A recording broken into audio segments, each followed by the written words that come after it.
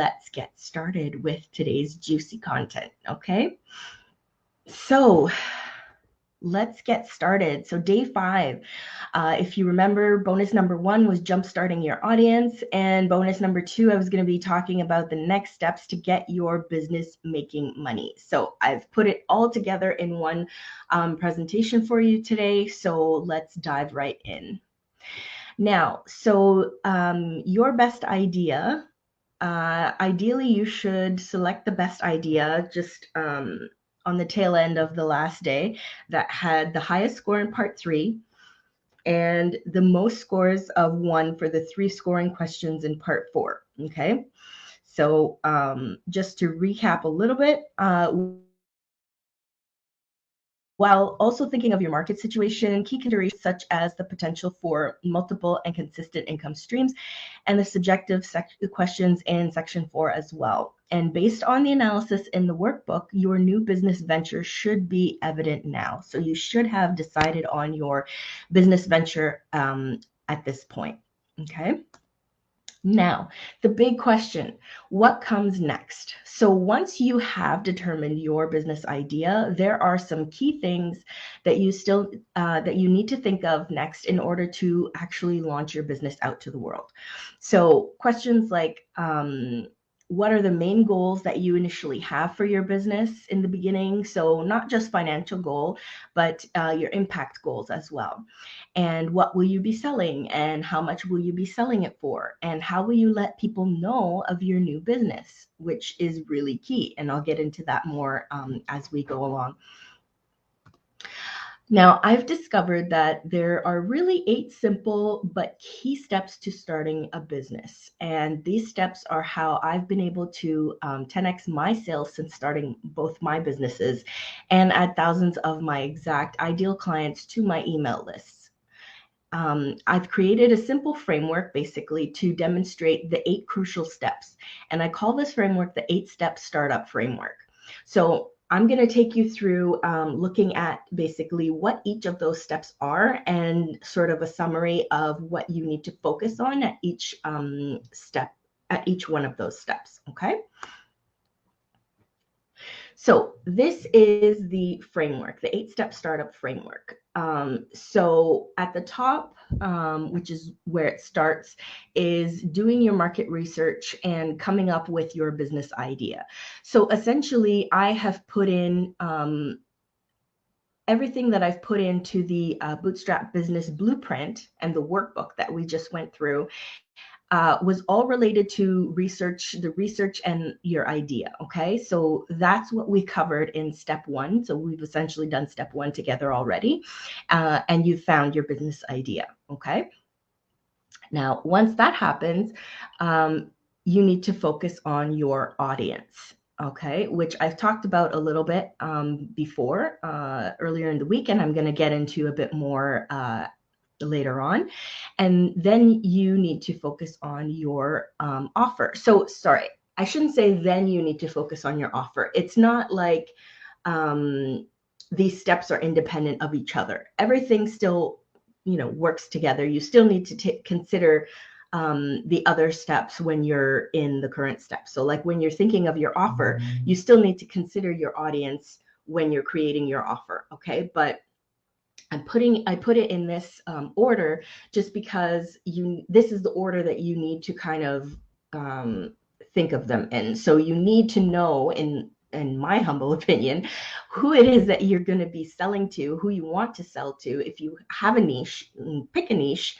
Then you need to know that before you can create an offer, because your offer needs to be appealing, obviously, to the people that you're trying to sell it to. Okay, so ideally you shouldn't be saying, oh, I want to sell to everybody, I want to take everybody's money, right? Because while that may be true, you're going to have much better results if you focus your attention a little bit on a specific niche or a specific audience. So instead of saying like, I want to sell to everyone under the sun, if you focus on going back to the example from earlier in the week, the yoga, the person who wants to start teaching yoga, and instead of trying to sell yoga to everyone, everyone might not be into yoga. So you need to narrow things down and figure out who you're going to try and sell your yoga lessons to. So it's not going to be everyone under the sun. So it's going to be people who are interested in yoga. And then in that particular example, I was saying the niche or the sub niche was moms, I think it was postpartum mothers who wanted to lose weight. So that's a very specific group of people who would probably be interested in learning about yoga as a nice, gentle way to help them with their postpartum weight loss. Okay, so then all your messaging and everything is going to be related to connecting with that particular audience. So that's why I say that you need to look at things like not as separate entities. You still need to consider the other steps as well, but there's a reason why I put them in this order. Okay, so I hope I explained that well for you. Okay, so after offer, then you need to plan. So you need to plan how it is that you're going to get your offer out there, how it is that you're going to launch your business, what it is that you're going to be, or you're going to create your business plan, you're going to create your marketing plan to come up with how it is that you're going to be marketing your business online, and all of those kind of things. I'll get into those more later. Then the next step is creating. So you'll be creating all of the assets that you need in order to carry out your plan. And then the next step is launching. So once you've planned and you've created everything you need for the plan, now you have to execute, okay, and launch. And then is traffic, because once you launch, it's not just enough to put it out into the world. So if you launch your website, you're not going to sell anything unless you get traffic to your website. So that is still on you to do. You still need to do work even once you've launched your website or whatever it is that you're launching. Okay, so you need to continue the marketing and get people to get their eyes on your offer. And then the last step is assessing. So you need to assess how that all went. How did it go? Did the launch happen efficiently? Was it effective in getting you sales? If not, what was the problem? You have to assess, was the problem that there wasn't enough traffic? Was the problem that you weren't marketing it enough? Was the problem the price point? Was the problem the offer? Maybe you had a mismatch between your offer and the people that you're trying to sell to. But there's always a reason why things don't sell. So you need to take that opportunity to figure out what it is that where it is that you could have gone wrong, and then maybe do a bit more market research, right? And try again. So then you'd go through the steps again, focusing on obviously where you think that things didn't go as planned. Okay, so that's basically it in a nutshell. I'm going to get into each step of the framework a bit more as we go along here. But that was just kind of an overview of the framework. So step one, research an idea. So as I mentioned, this step includes all the brainstorming of different potential ideas and their viability. It involves assessing your existing skills, passions, talents, hobbies, desires, and your lifestyle to figure out which business option is best for you. And once that list is narrowed down, it's important to research the viability of your remaining business options based on the relevant market, competitors, and so on, which is all what we've done in the this week during the Start Your Business Challenge. Okay, so this step should technically be completed for you. So step two is your audience. So in addition to deciding on an idea, you need to also decide on who you're going to serve with your business. Now, we did touch on this this week as well during the Start Your Business Challenge. So now that you've decided on your business idea, you can maybe think if if you want to make any changes to who your expected audience is, okay? Or if you still are interested in selling to that same audience, or if you want to narrow it down further, or what it is that you want to do, because this step is very important. It basically guides the rest of the steps in the framework, and you need to make sure that you are solid on who it is that you want to help and who it is that you want to market to and sell to before you do all that work, the rest of that work. So some business ideas will be more flexible than others in terms of the choice of audience. So it's important to also keep this in mind throughout your research process, okay? But once you've decided who you're going to serve and who your target market will be, you need to start building your own audience of these specific people, okay? So this can include an email list, which I highly recommend, your Facebook profile, creating a Facebook group specifically for those people, an Instagram profile, a Facebook business page, a YouTube channel, a blog, a LinkedIn account, Snapchat, TikTok, basically any social media platform or platform online where you can build your own audience of followers, okay? Now, it's important to consider your audience and where they are most likely to be spending their time online.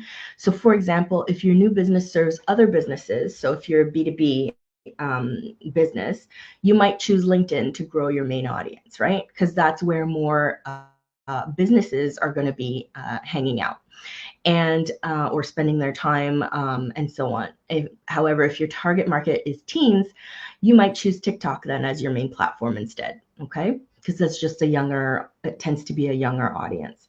So just kind of some things to consider and keep in mind. But basically, you need to have some sort of following online so that you can get eyes on your offer,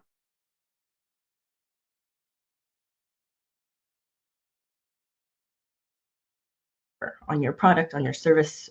So especially if you don't have a budget for paid ads, then this is something that you're going to need to do. So now, jump-starting your audience, the 3 steps to starting and growing a warm audience of potential buyers for your new business. So I'm going to get into how it is that you can actually get started in growing your audience online. So step 1, growing your own audience. So I think I touched on this before. It's really the most overlooked area by most business owners. But it is critical to the survival of your business to get fresh eyes seeing your content and your offers every single day. It's also critical to have your own audience, so you always have warm leads that you can sell to.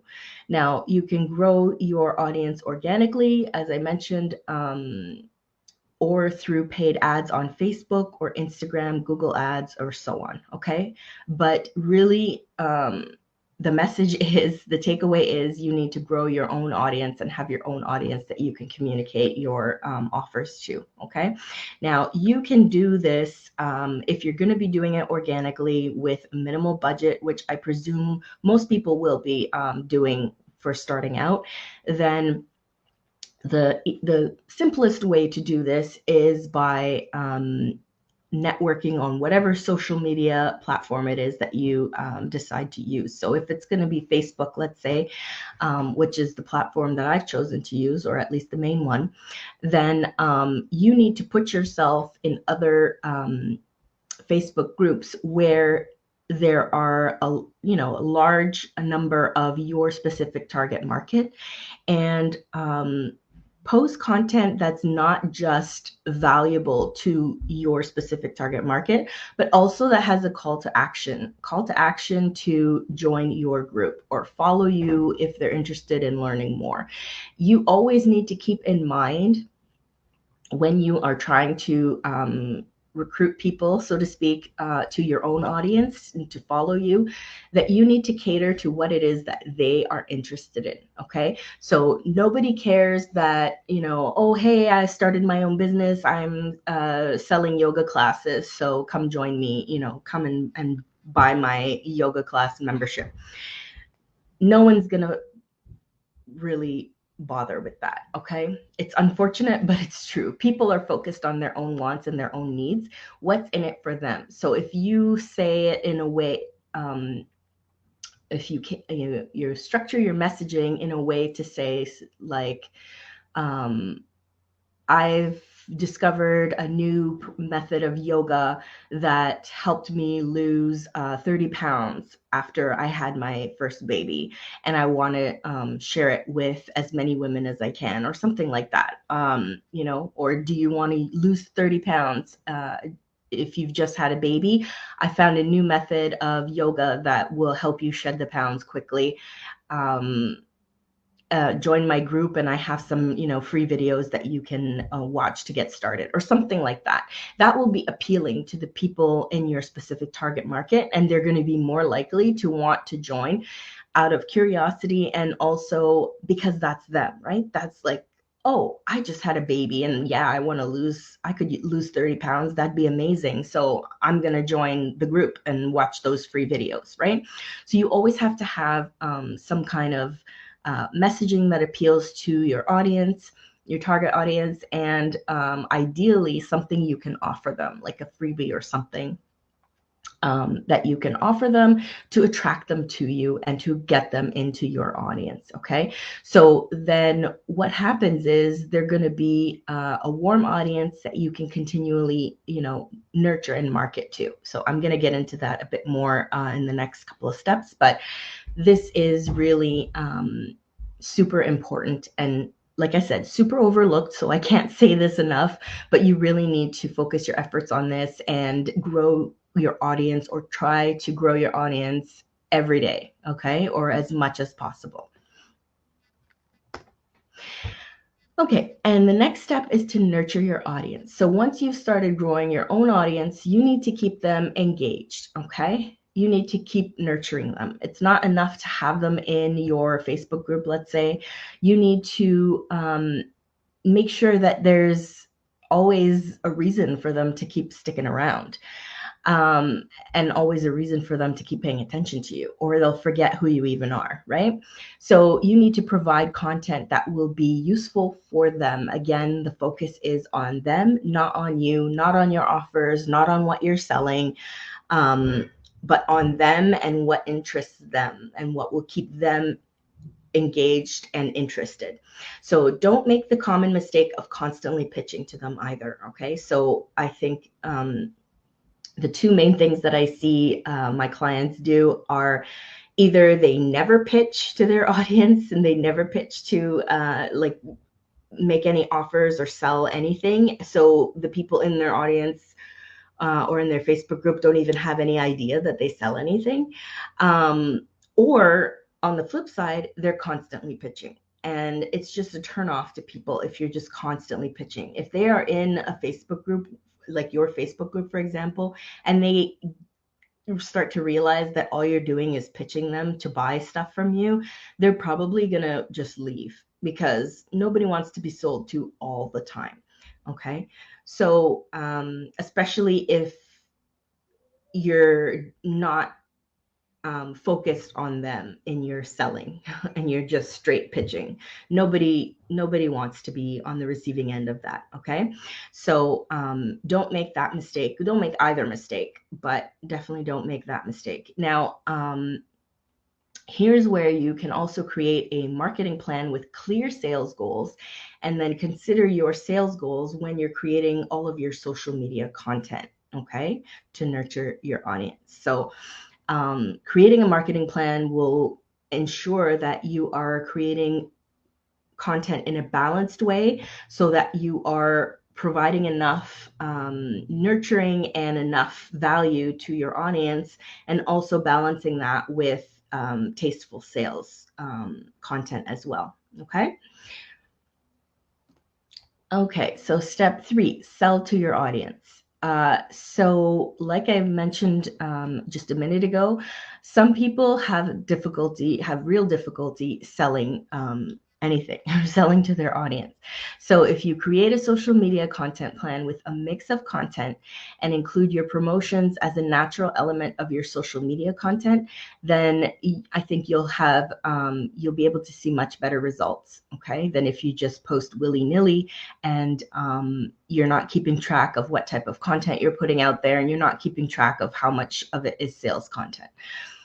Because if you don't keep track of it, I think you'll be surprised at, if you actually do start paying attention, you'll be surprised at how it's not as effective as you thought it would be. And you're not actually making effective sales posts as you maybe thought you were.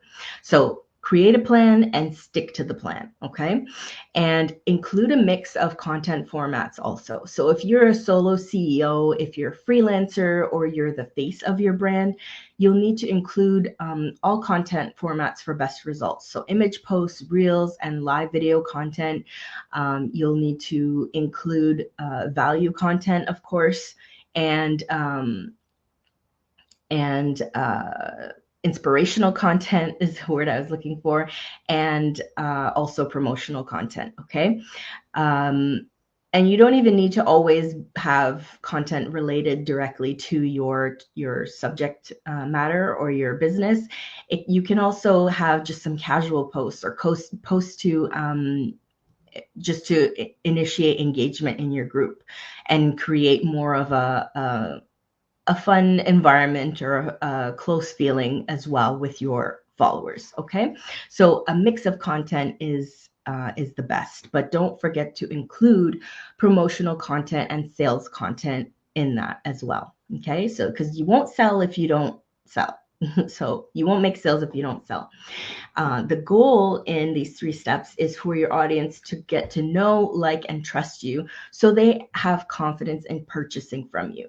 Because if they don't know you, they can't buy. If they don't like you, they won't buy. And if they don't trust you, they most likely will not buy either. So those 3 things need to be in place in order for them to feel confident in buying from you. Okay, so those are the 3 things to keep in mind with regards to growing your audience.